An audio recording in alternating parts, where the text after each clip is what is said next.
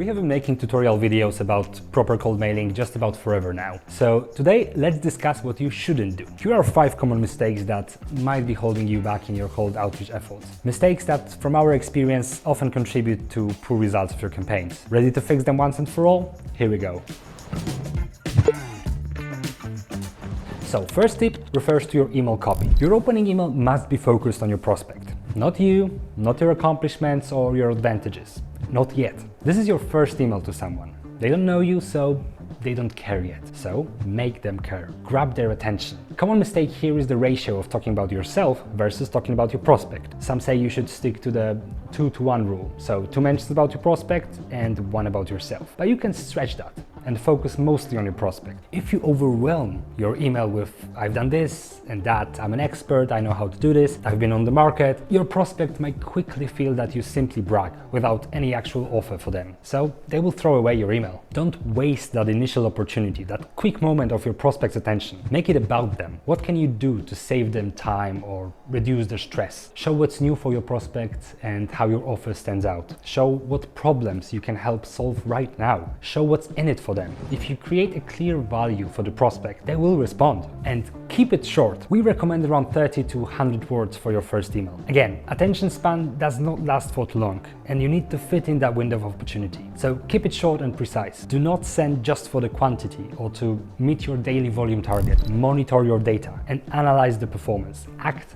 accordingly. It might seem like the more you send, the more chances for a response from the prospects you create. But it's not that simple. It's all about landing in the inbox in the first place. So focus on quality, not quantity. Having sent over 24 million emails last month, we have some benchmarks that can give you a wider perspective on your results expectations. And a disclaimer here, these numbers are heavily influenced by target, country, and language. Treat them as a suggestion, not a golden rule. So, generally speaking, good open rate is around 50 to 80%. This is what a healthy domain with a good reputation, sending safe content with an interesting subject line, could generate for you. Open rate is a great indicator of any deliverability issues. If it is dropping down, you can assume you're landing in the spam folder. What about bounce rate? Less than 2%.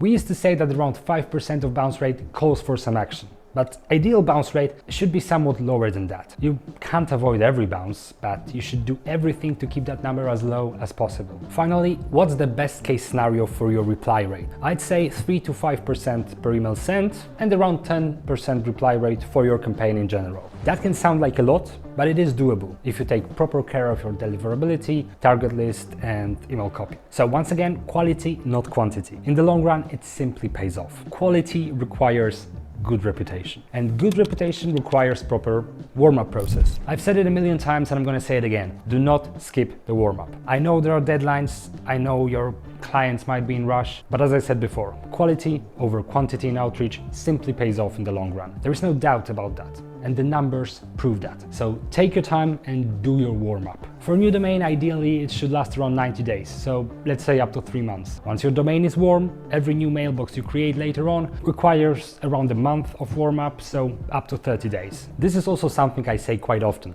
Reputation is not built once and for all, so going back to warm-up can be highly beneficial. Rebuilding your reputation during or after your outreach, if not a necessity, is a great way to boost up results of your future campaigns. It's good to have some domains and mailboxes as a backup. If you run into any troubles, you can simply withdraw the problematic domain, do a recovery warm-up process, while at the same time using backup domain to keep up with the volume of your outreach. Do not push for a meeting. Only 1 non-pushy CTA per email. Be bold, but don't overreach. That's another mistake, quite common if you ask me. You're not selling in your first email. You should not be selling in your first email. You are introducing yourself. So by all means, 1 value proposition with a soft call to action is enough. Your prospects shouldn't feel overwhelmed. They should feel intrigued and curious. I've already mentioned keeping your email copy short, but you should also keep it simple. It's always better to avoid adding too many links or even any links in your first email. All your social media links don't have to be there. And this is also a good deliverability tip. If anything, keep images, GIFs and formatting like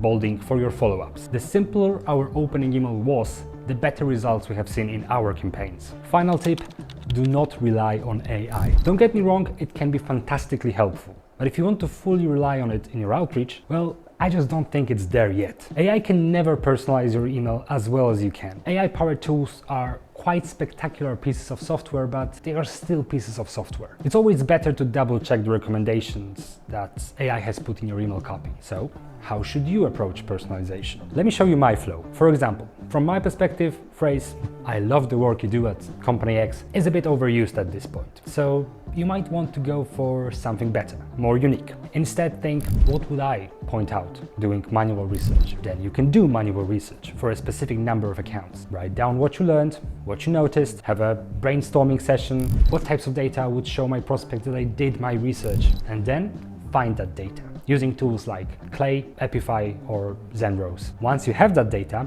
experiment with adding it to your content. Check what type of research data works best and drives the most engagement. Such careful and manual personalization can bring you fantastic results. Tip number 6. Wait, what? There were supposed to be 5 tips. Well, this one's free of charge for you because you probably know it already, but maybe sometimes forget it. Don't give up too early. Just like you didn't give up on this video, so you are getting this bonus tip. You have to send some emails to get some replies. It can take time and effort, but if you quit too early, you might not get a chance to hear from your prospects. Always add follow-ups to your sequence. 3 to 4 is a standard. Follow-ups do miracles. That's why I mentioned separate reply rate benchmarks for your campaign and for each email alone. Your prospects can be replying to different steps of your campaign.